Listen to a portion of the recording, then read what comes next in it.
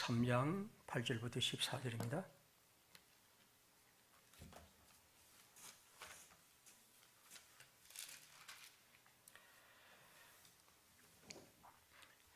사랑하는 자들아, 죽기에는 하루가 천년 같고 천년이 하루 같다는 이 한 가지를 잊지 말라. 주의 약속은 어떤 이들이 더디다고 생각하는 것 같이 더딘 것이 아니라 오직 주께서는 너희를 대하여 오래 참으사 아무도 멸망하지 아니하고 다 회개하기에 이르기를 원하시느니라. 그러나 주의 날이 도둑같이 오리니 그날에는 하늘이 큰 소리로 떠나가고 물질이 뜨거운 불에 풀어지고 땅과 그 중에 있는 모든 것이 이리 드러나리로다. 이 모든 것이 어떻게 이렇게 풀어지리니 너희가 어떠한 사람이 되어야 마땅하냐. 거룩한 행실과 경건함으로 하나님의 날이 임하기를 바라보고 간절히 사모하라. 그날에 하늘이 불에 타서 풀어지고 물질이 뜨거운 불에 녹아지려니와 우리는 그 약속대로 의가 있는 새 하늘과 새 땅을 바라본도다. 아멘. 14절까지 읽습니다. 그러므로 사랑하는 자들아, 너희가 이것을 바라보나니 주 앞에서 점도 없고 흠도 없이 평강 가운데 나타나기를 힘쓰라. 아멘.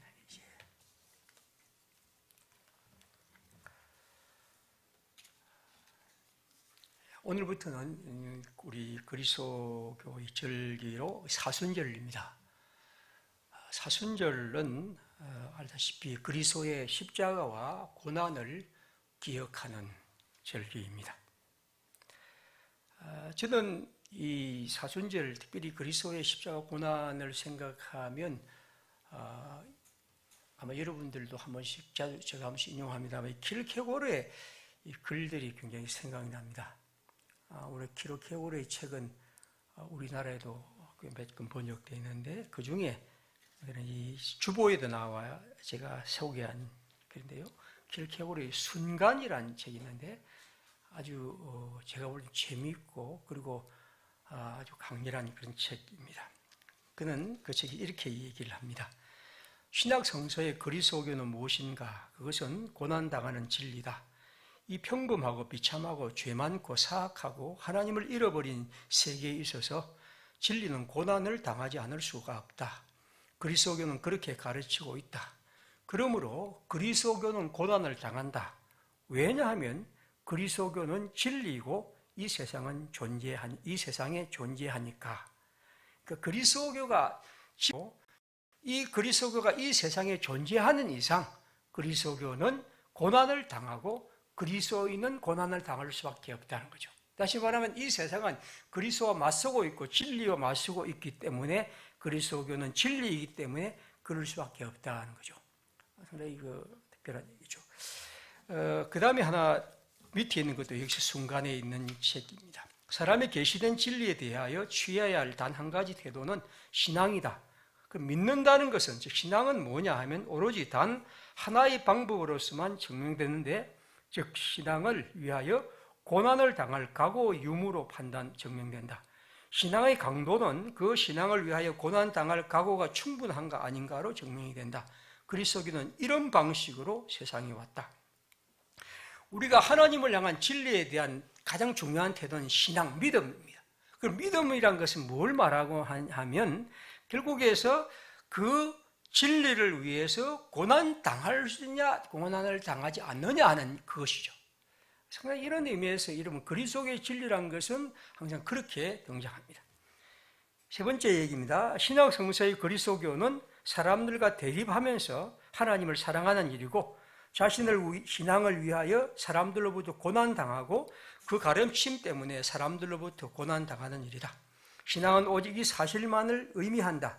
서로 영광을 주고받는 일은 신앙을 불가능하게 한다. 결국 그리스도교는 이 세상의 것과 대립하고 있고 결국 신앙을 가진다는 것은 그 대립한 세상으로부터 또 이런 불의로부터 고난당하는 것이라는 거죠. 만약 우리가 영광과 높임받는 것을 추구한다면 이건 그리스도교 신앙이 아니다. 그렇게 얘기를 하죠. 그래서 그의 책은 끝없이 그리스도 예수에 대한 얘기를 하고 있고 그리스도교의 훈련이란 아주 유명한 책은 그 문제를 아주 예수의 제자들의 얘기까지 다루고 있습니다. 혹시 시간이 있으면 한번 이번 사순절에 이 킬케고리 책들 한번 읽어보시고 오시면 제가 있으니까 또 빌려드리겠습니다. 오늘 성경은 우리에게 말합니다. 하나님의 나라의 도래, 즉 하나님의 나라의 종말적인 도래에 대한 얘기를 하죠. 6절에 보시면 어떻게 됐습니까? 주의 약속은 9절입니다. 주의 약속은 어떤 이들이 더디다고 생각하는 것 같이 더딘 것이 아니다. 주의 약속, 다시 말하면 주님이 우리 가운데 다시 오신다는 종말적 약속입니다. 10절입니다. 주의 날이 도둑같이 오리니 그날에는 하늘이 큰 소리로 떠나가고 물질이 뜨거운 불에 풀어진다. 그러니까 주의 날은 하나님의 나라의 종말적인 도래입니다. 12절입니다. 하나님의 날이 임하기를 바라보고 간절히 사모하라. 그날에 하늘이 불에 타서 풀어지고 물질이 뜨거운 불에 녹아지려니와. 이렇게 역시 말합니다. 여기에서 말하는 것은 하나님 나라의 현재적 성격이 아니라 종말적인, 즉 하나님의 나라가 우리 가운데 종말적으로 임한다는 것을 베드로는 말합니다. 자, 문제는 있습니다. 만약 여러분들도 오늘 이 세상에 나가서 이런 말을 하면 사람들이 뭐라고 얘기를 하겠습니까? 좀 이상한, 정신이 좀 이상하지 않나? 어떻게 그게 가능하냐? 즉 하나님의 나라가 종말적으로 우리 가운데 임하여서 하나님이 새 하늘과 새 땅을 우리에게 주신다고 하는 이 말씀은 많은 사람들에게 오늘이나 그때나 많은 사람들에게 뭔가 좀 조롱거리가 될 수가 있죠. 그래서 베드로후서 바로 앞에 3장 3절에 이렇게 말합니다. 먼저 이것을 알지니 말세에 조롱하는 자들이 와서 자기의 정욕을 따라 행하며 조롱하며 이르기를 주께서 강림하신다는 약속이 어디 있느냐? 조상들이 잔 후로부터 만물이 처음 창조될 때와 같이 그냥 있다. 도대체 당신들이 그리스도교의 사람들이 말하는 주님이 강림하신다는 말이 무슨 그런 말이냐? 그건 쓸데없는 말, 틀린 말. 이 세상의 시간은 옛날부터 지금까지 똑같이 흐르고 있다고 그들은 말하며 조롱합니다. 이에 대해서 오늘 9절에 뭐라고 말했습니까? 어떤 사람이 더딘다고 생각하지만 그건 더딘 것이 아니라 주님은 우리를 향하여 오래 참으시고 사람들이 하나님의 이 때에 멸망하지 않고 회개하여 하나님의 구원에 이르기를 기대하고 있다. 우리가 이 시간이 그냥 틀렸다고 생각하지 말고 그렇게 말하는 것이요. 그래서 우리가 잘 아는 8절에 죽게는 하루가 천년 같고 천년이 하루 같으니까 우리의 시간을 갖고 그렇게 생각하지 말라 하는 것이죠. 그날은 반드시 올 것이다. 그리고 그날에 우리가 할 것은 이 세상에서 하나님을 향한 회개의 삶이라는 겁니다. 10절에 보십시오. 그날은 반드시 오는데 도둑주의 날이 도둑같이 갑자기 우리에게 올 것이고 그리고 하늘이 큰 소리로 떠나가고 물질이 뜨거운 불에 풀어지고 이런 단어들은 좀 어렵습니다만 일단 이런 모든 것이 일어날 것이다. 11절도 그렇죠. 모든 것이 풀어질 것이다. 그렇게 얘기를 합니다. 자, 그러면 뭡니까? 오늘 제가 말씀드리고 싶은 것은 그런 하나하나의 구체적 상황이 아니고 이 베드로가 말하는 것은 그럼 이런 시대에 우리가 어떻게 해야 할 것인가 하는 것이 이 말의 의미입니다. 자, 오늘 11절에 보십시오. 우리가 어떻게 해야 합니까? 거룩한 행실과 경건함으로 하나님의 날이 임하기를 간절히 사모하라. 13절입니다. 우리는 그의 약속대로 의가 있는 곳인 새 하늘과 새 땅을 바라보도다.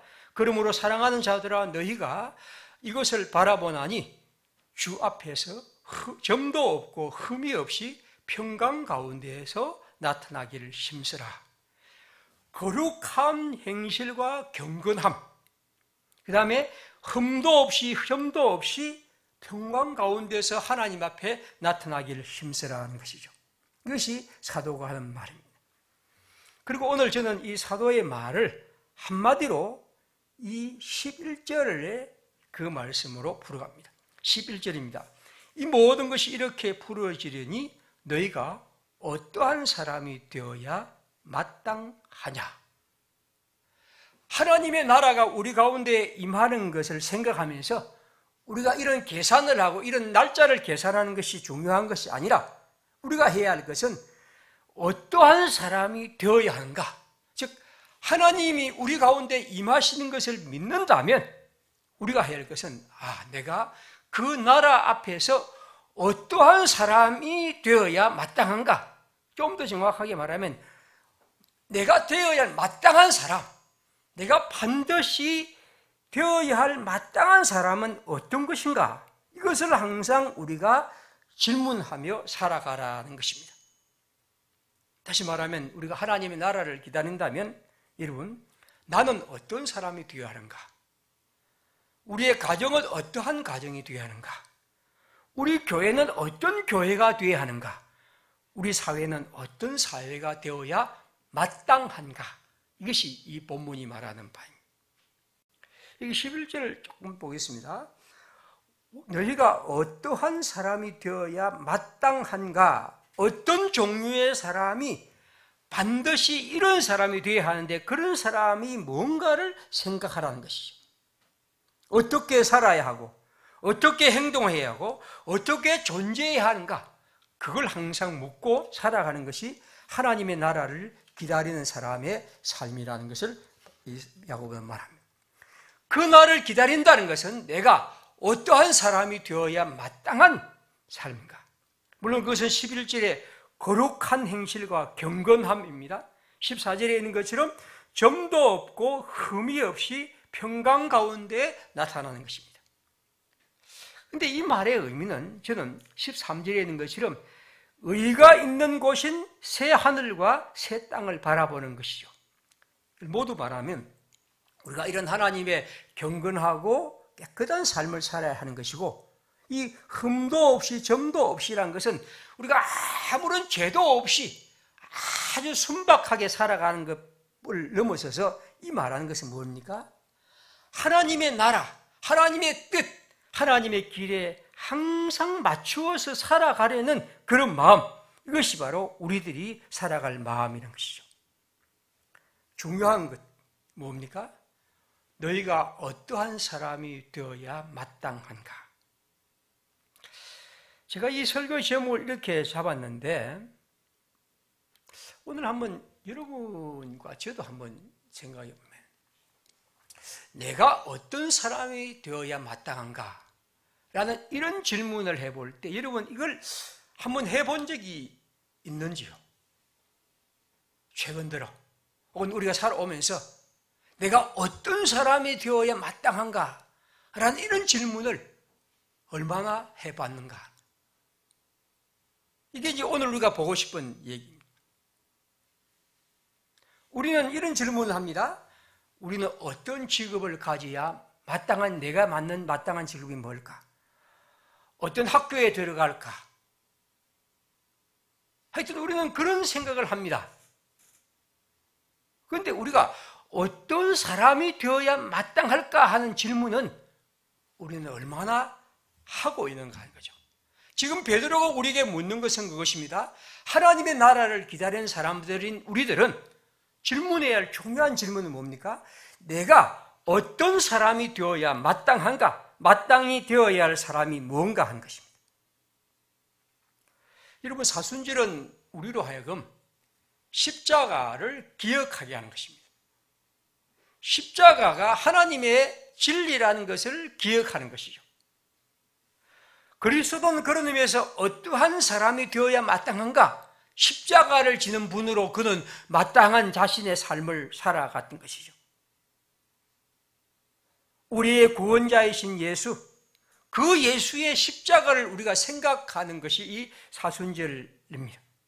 고난당하는 삶, 어떻게 보면 그리스도인이 고난당하는 것이 하나님의 백성에 반드시 가야 할 길이라고 말하는 이 마땅한 삶이 우리 가운데서 새겨지는 것이고 또 우리가 그것을 생각하는 것입니다. 아무튼 저는 그리스도인이 제가 이 교회에서 예배를 드린다는 것은 텔레비전 안에서 우리가 아주 훌륭한 사람의 이 재미있는 얘기를 듣고 혹은 드라마를 보고 혹은 영화를 보는 것과 달리 교회에서 설교를 듣는다는 것은 뭘 의미합니까? 적어도 끝없이 우리에게 우리가 살아야 할 마땅한 삶이 무엇인지를 고지식하게 가르치는 것이, 말하는 겁니다. 적어도 우리가 교회에서 설교란 것은 하나님의 뜻 안에서 가르치고 배우는 것이라 한다면 우리로 하여금 세상 사람들이에서는 들을 수 없는 우리가 마땅한 삶이 무엇인가 하는 것을 계속해서 말하는 것이고 그것을 우리로 한번 생각하게 보고 하는 것입니다. 지난 주간에 우리 사회에 있었던 가장 큰 물론 중요한 사건을 저는 우리 백기환 선생이 세상을 떠나고 그리고 장례식을 치른 일이라고 봅니다. 물론 저는 백기환 선생을 한 번도 직접 만난 적은 없습니다. 올해 한 89인 이후로는 제가 이분을 만난 것은 책을 통해서 만났습니다. 제가 이 선생의 책을 언제 정확하게 읽었는지 알 수 없지만 제가 읽었던 책은 아주 이름이 깁니다. 자주고름 입에 물고 옥색 치마 휘날리며, 이런 책 이름이 있을지 모르지만 이런 책을 하나 읽었습니다. 제가 이 책을 읽으면서 이런 책도 있구나. 왜냐하면 이 책의 부제는 뭐냐면 딸에게 보내는 편지입니다. 그 딸이 백원담이라고 해서 담에게 해서 이렇게 딸에게 편지를 보내는 형식으로 글을 쓰는데, 물론 이제 제가 그때는 한 30대의 그런 20대의 젊은이기 때문에 굉장히 이제 감동을 받았고, 그때 그 책을 한 2번 계속해서 읽었습니다. 줄 꺼가면서 읽었는데, 물론 지금 그 책은 찾아보니까 없더라고요. 근데 이 책을 읽으면서 제가 참, 이 아버지가 이런 아버지도 있고, 이렇게 편지를 쓰고 아이들에게 이런 생각을 갖고 있는 분도 있구나 하는 생각을 가졌는데, 그때 제가 이제 아주 감동 깊게 읽었던 글 중에 하나가 지금도 생각나는 것이 이 장상꽃매에 대한 그런 얘기입니다. 물론 이 장상꽃매는 그 다음 이 백 선생의 책에 다른 곳에서 나오지만 제가 처음 읽었을 때는 이 책이었는데, 우리가 이제 매들이 많은데 황해도 장상꽃에 있는 이 장수매를 장상꽃매라고 하는데, 이 매는 조그마한 이런 것을 잡아먹지 않고 큰 걸 먹고 심지어는 중국 대륙까지 사냥하러 가는 그런 이제 얘기입니다. 민담이니까요. 그런데 이제 제가 지금 기억나는 것은 그때 중국 대륙에 한번 싸움을 하러 나가면 몇 년 만에 한 번씩 가는데, 가기 전에 하는 가장 중요한 일이 뭐냐면 자기가 살던 둥지를 다 없애버리는 겁니다. 다 없애버리고 나가는데, 왜 그러냐 하면 이 싸움에 자기의 모든 것을 걸기 위해서 자기가 갖고 있는 모든 것을 다 부숴뜨리는 거죠. 그러니까 이게 내가 매진한다는 그런 의미입니다. 그래서 제가 이제 그때 보면 장상군 마루에 북소리 나더니 하는 그 노래는 요 장상군 매가 자기 둥지를 부수는 소리가 저 밑에 사람들에게 들렸다, 그런 얘기입니다. 제가 이 글을 읽고 나서 이제 성경을 읽으면서 예수님이 자기를 버리고 자기 십자가를 지고 나를 따르라는 그 말씀을 하면서 제가 이 얘기를 가지고 설명을 한 적도 있습니다. 다시 말하면 자기를 버린다는 것은, 예수를 따른다는 것은 결국 우리 자신을 버리는 일인데, 우리가 갖고 있는 모든 둥지들을 버리지 않으면 예수를 따를 수 없다, 그런 얘기를 제가 한 적이 있습니다. 아무튼 이분의 글을 읽으면서 저는 참 글도 힘이 있고 또 좋은 글이었다는 생각을 갖죠. 그 이외에도 그분 몇 번의 글을 읽었습니다만은, 우리가 잘 아는 대로 그 새내기란 말이나 동아리 같은 말도 이분이 지은 말입니다. 아주 좋은 우리말이죠. 이렇게 된 거죠. 그런데 이분이 이제 떠나고 나서 신문들이 어떻게 말하고 있냐면, 이 백기환 선생이 어떤 일을 했냐면 반독재, 민주화, 노동, 통일운동에 헌신한 분, 그렇게 했습니다. 여러분, 반독재, 민주화, 노동운동, 통일운동. 여러분, 지금 우리 사회가 완전한 민주주의가 되었다고 하지만 예전에는 그렇지 못했습니다. 물론 우리 젊은이들은 그런 일이 있었을까 싶지만, 그 당시에 예를 들면 목사가 설교 시간에 노동자의 탄압이 불이하다고 설교했다가는 사찰을 당하고 뭐 이래저런 일도 있었고요. 어떤 농민이 술 한잔 먹고 대통령 욕 좀 했다고 그냥 징역을 살았고, 뭐 지금은 말도 안 되는 거짓말도 하고 대통령이 간첩이다 해도 그냥 무죄를 선언받는 시대이지만 그런 시대가 있었습니다. 그런데 이건 단지 그런 문제들뿐 아니라 이러한 민주화나 반독재나 노동과 통일운동의 문제는 어떤 의미에서 우리가 볼 때는 별로 우리 서민의 생계와는 관계가 없는 것처럼 보이지 않습니까? 그런데 사실상 우리 사회가 이렇게 나름대로 진보하고 어떤 성장하게 된 것은 민주주의란 이런 제도, 혹은 또 우리가 노동운동이나 하는 이런 제도들이 발전하면서 그러한 주장이 이제 우리 사회를 바르게 했던 거죠. 때문에 지금 우리가 미투 운동 같은 것도 민주화 운동의 한 결실입니다. 예전에는 그런 것들은 아무것도 아니었습니다. 남자 어른들이 마음대로 술 먹고 어떤 짓을 해도 아무 문제가 없었던 시대에. 그러나 이제 민주주의라는 것이 아니다, 그거는 잘못된 것이라고 얘기를 하고 그것이 바로게 되는 거죠. 회사가 투명해지지 않습니까? 민주화 때문에. 옛날에는 룸살롱에서 접대 문화가 완전히 마치 그것이 거대한 산업처럼 됐지만 이제는 그것이 사라져가고 있습니다. 옛날에는 회사에 들어가면 아이들이, 젊은이들이 날마다 어른들이 불러서 술 먹으라고 억지로 했지만 이제는 그것에 대해서 단호하게 내가 술 안 먹습니다 라고 말하고, 그리고 이제 그런 것들을 강요하는 부장이나 어른들도 없어지게 되죠. 보십시오. 예전에는 학교의 선생님들에게 촌지란 것을 주고 아이들은 선생님에게 돈을 주고 그렇게 해서 그 아이들이 점수를 받았던 그런 시대도 있었습니다. 그러나 이런 민주주의의 발전을 통해서 그런 것들이 없어지는 겁니다. 이게 한 사회의 건강한 발전이죠. 여러분, 노인들의 기초연금 보십시오. 뭐 30만 원을 주는 이 기초연금도 예전에는 꿈도 못했던 겁니다.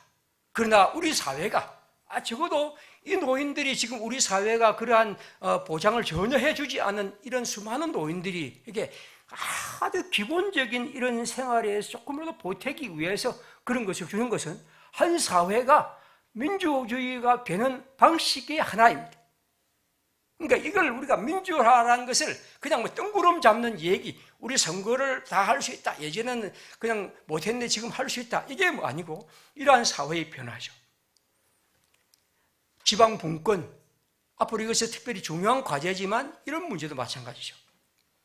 조금 우스운 얘기입니다만 얼마 전에 제가 신문에 보니까 중학교 학생인가 선생님이 교무실 청소를 시킨다고 국가인권위원회에 이제 진정을 했더라고요. 선생님이 교무실 청소를 시키는데 이거는 아이들의 인권에 대한 것이라고. 그래서 국가인권위에서 그렇게 하면 안 된다, 그렇게 아마 한 것 같습니다. 여러분, 이게 뭘 의미하냐면, 물론 저도 좀 그렇다 하지만, 그러나 한 사회가 이렇게 바뀌는 과정에서 이러한 사람들의 운동이 결국 우리 사회를 이렇게 건강하게 만들어 갔던 것이죠. 오늘 우리의 사회를 위해서 많은 사람들이 애씁니다. 그런데 제가 이 백기환 선생을 지금 말씀을 드린 이유는 뭘 의미하냐면, 이러한 형태의 운동을 통해서 어떻게 보면 자기와 관계없는 한 사회를 건강하기 위해서 한 운동을 통해서 우리 사회가 이렇게 되어왔던 거죠.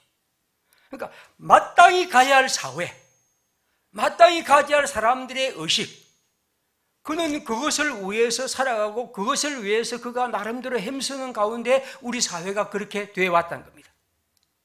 여러분, 그분의 장례식 이름이 뭐냐면 노나매기 세상 백기환 선생 사회장입니다.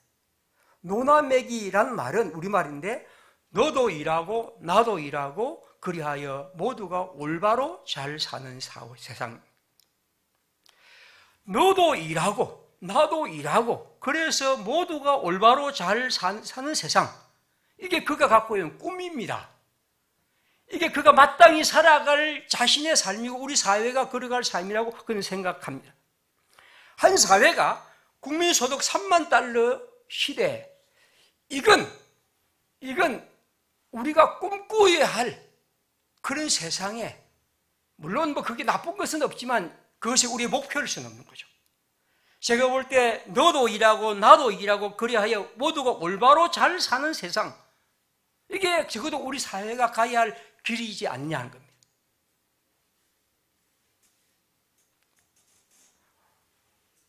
요즘 제가 그 스카이캐슬인가 펜트하우스인가 이런 것들을 견눈으로 싹 보니까 역시 어찌하든지 자기 아이, 자기 자식이 잘 되고 거기서 어떻게 하면 좋은 점수를 받고 그 다음에 인류 대학을 가고 이것이 엄마 아버지의 목표란다면 이건 아니지 않습니까?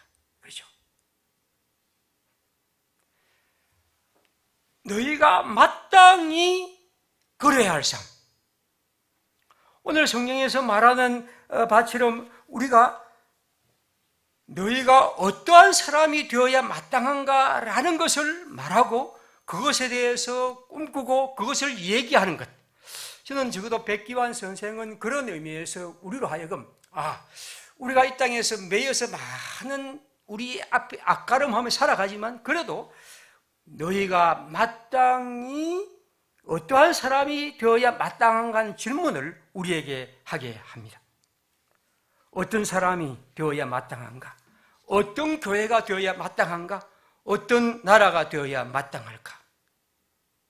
우리는 공부 잘하는 아이에게 무조건 판사, 검사가 되라고 말합니다. 의사가 되라고 말합니다. 그러나 판사, 검사, 의사가 얼마나 세상을 망치고 있습니까? 우리는 한 번도 어떠한 사람이 되어야 마땅한가라는 질문에 대해서 하지 않는다면 이 사회는 매우 불행한 사회가 될 것입니다. 적어도 교회는 끝없이 아이들에게 그러한 것들을, 젊은이들에게 오늘 우리 모두가 항상 그렇게 해야 합니다. 나 혼자 잘 되고 나 혼자 잘 먹고 나 혼자 잘 사는 것이 아니라 너도 일하고 나도 일하고 그래서 모두가 올바르게 살아가는 세상, 이것이 바로 그것이죠. 백기환 선생의 자서전에는 이런 글 하나가 있습니다. 어떤 어머니가 자기가 강연하는데 한번 와서 그 모임에서 이렇게 질문을 하더랍니다. 선생님, 제 아이가 지금 고등학교, 중학교 이렇게 둘인데요. 걔들한테 들려주고 싶어서 그럽니다. 선생님께서 품고 계시는 새김말, 즉 좌우명이라 할까요? 아들, 딸을 키우실 때 이러시는 한마디가 있으면 무엇입니까? 라고 물었습니다. 그러자 이 선생이 나는 그렇게 할 말이 없는데요 하다가 한마디 이렇게 얘기합니다. 모두가 어려울 때 제 배지는 배입니다. 제 배만 부르고 제 등만 따쓰고자 하면 키가 안 크니라. 모두가 어려울 때 제 배만 부르고 제 등만 따시고자 하면 키가 안 크니라. 아기한테 그렇게 얘기를 했대요.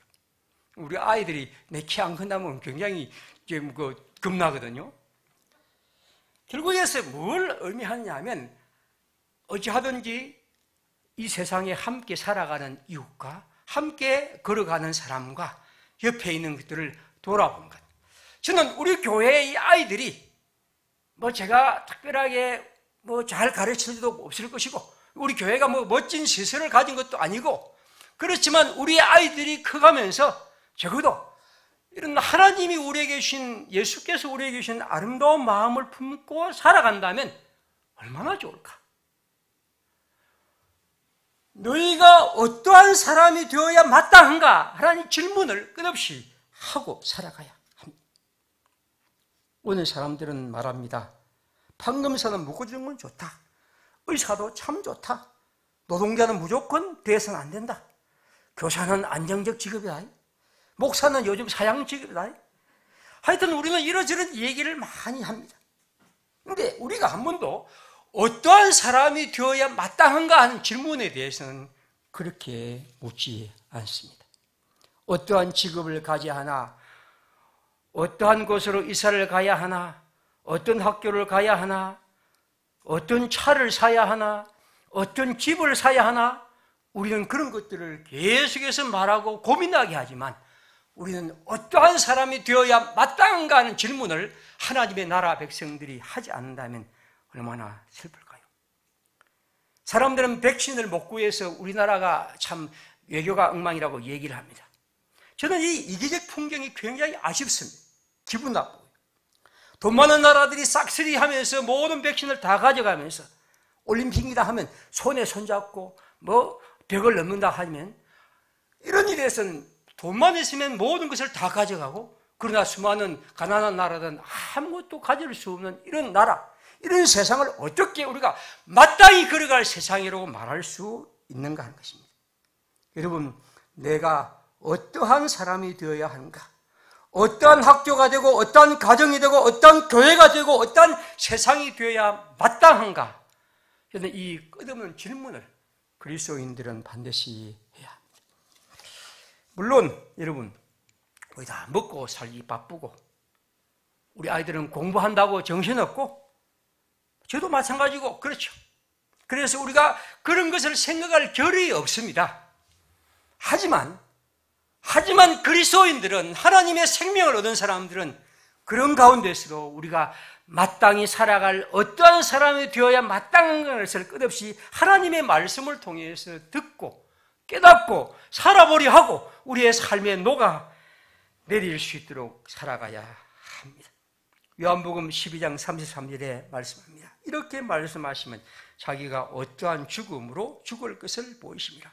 18장 32절입니다. 이 예수께서 자기가 어떠한 죽음으로 죽을 것을 가리켜 하신 말씀을 응하게 하려 하십니다. 21장 19절 베드로에게 하신 말씀입니다. 이 말씀을 하시면 베드로가 어떠한 죽음으로 하나님께 영광을 돌릴 것을 가리키십니다. 사순절은 우리가 어떠한 죽음으로 죽을 것을 생각하는 것입니다. 동시에 여러분, 이 어떠한 죽음으로 죽는다는 것은 어떠한 삶을 살아야 하는 것을 동시에 말하는 것이죠. 삶과 죽음은 그리스도인에게 하나이죠. 마지막으로 후고 볼프의 시 한 구절입니다. 기쁨과 슬픔은 느닷없이 찾아오고 그대가 그것을 깨닫기도 전에 그대를 떠나 죽게로 간다. 그대가 그것을 어떻게 감당했는가를 구하려고 우리는 수많은 일들을 만나면서 그것을 어떻게 감당했는가 하는 것이요. 보네포는 이 시를 보면 이렇게 말합니다. 확실히 우리에게 중요한 모든 것은 어떻게 달려 있습니다. 어떠한 사람이 되어야 마땅한가? 이 사순절에 하나님의 나라의 뜻을 맞추어서 살아갈 것을 한번 생각해 보는 시간들 갖기를 바랍니다. 기도하겠습니다. 우리 하나님께서 우리에게 함께 하셔서 이 사순절에 우리 하나님의 사람으로 우리의 삶을 다시 다잡고 새롭게 하는 그런 시간들 주님 주십시오. 기도하겠습니다.